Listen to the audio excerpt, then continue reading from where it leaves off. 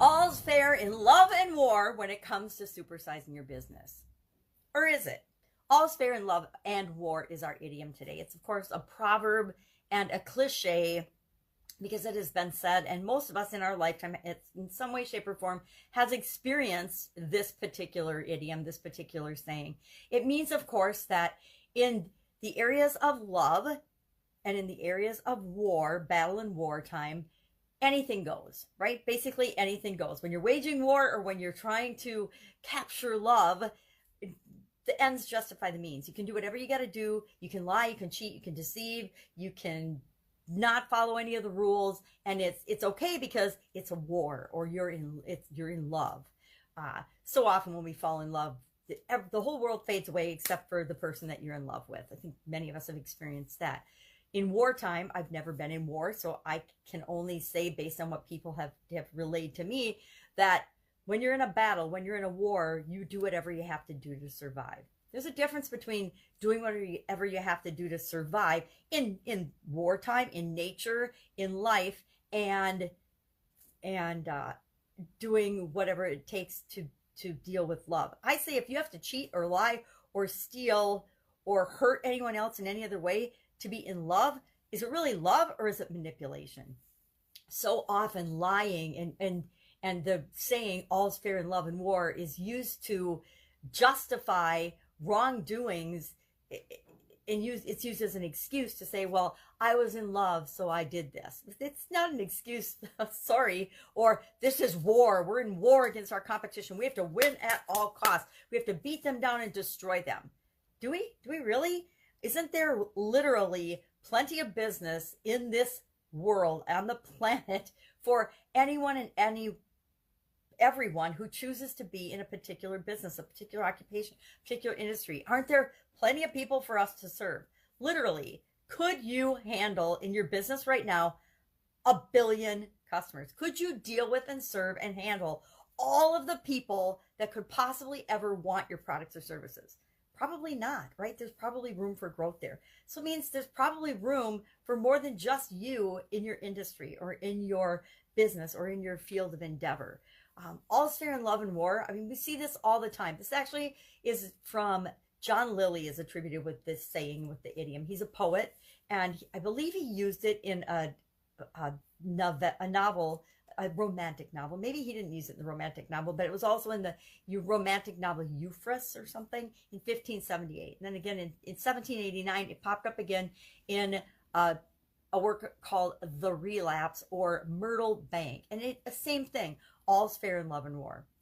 Meaning you can do whatever it takes. You can say whatever you have to. You can lie, you can cheat, you can steal, you can commit fraud or any other crime or unethical behavior in the name of love or war. I think we're seeing that in our politics right now in the United States, where some believe that this is a war and that the ends justifies the means, and no matter what you have to do, whether you commit fraud or cheat or lie or steal, it's okay. It's okay to be corrupt. And I say, no, I'm going to take a stand on this one and say it's frickin' never okay to do something evil or something wrong just to get what you want.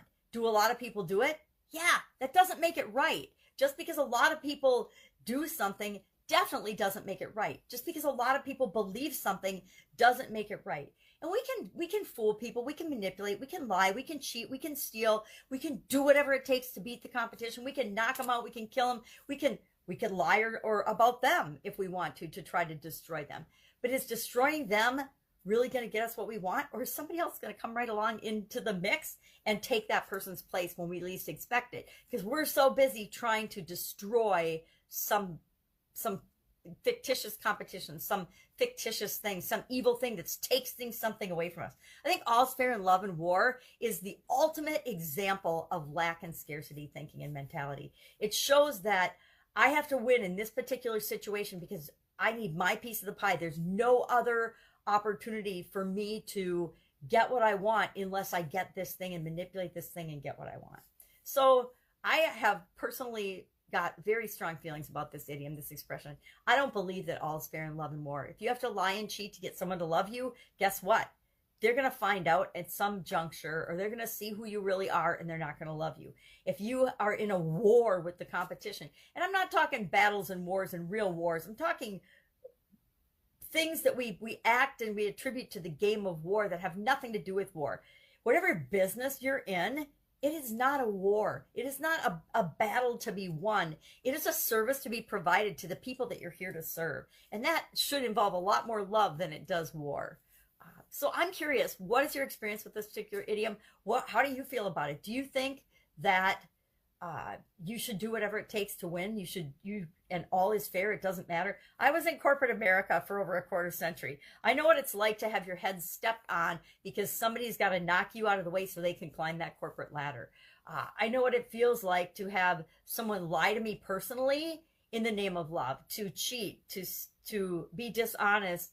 And that's always for the person who's lying or cheating or being dishonest, selfish reasons. It's not for the overall good of anyone else or anything else, as much as people try to paint it or say, I am doing this because this is war and I'm doing it for everybody.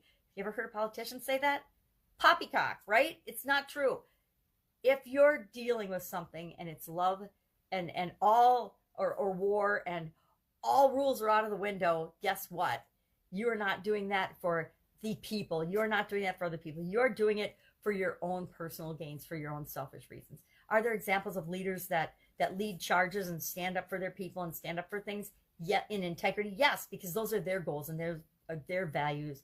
So it's up to us to decide what kind of culture we're going to create in our businesses. And if you're a all's fair in love and war kind of person, go for it. Go build your business on that. If you're hey, we're all in this together, let's make the world a better place, go for that, and you'll lead that way. But lead with integrity and be honest and consistent and true to who you are, and people will know what to expect. And then they can decide if they're going to align with you or not when it comes to building your business and supersizing your business. Curious your thoughts on this? Share in the comments below. Otherwise, I'll be with you tomorrow with another interesting idiom. What does it mean? Where does it come from? And how might you use it to grow your business right now? Take care.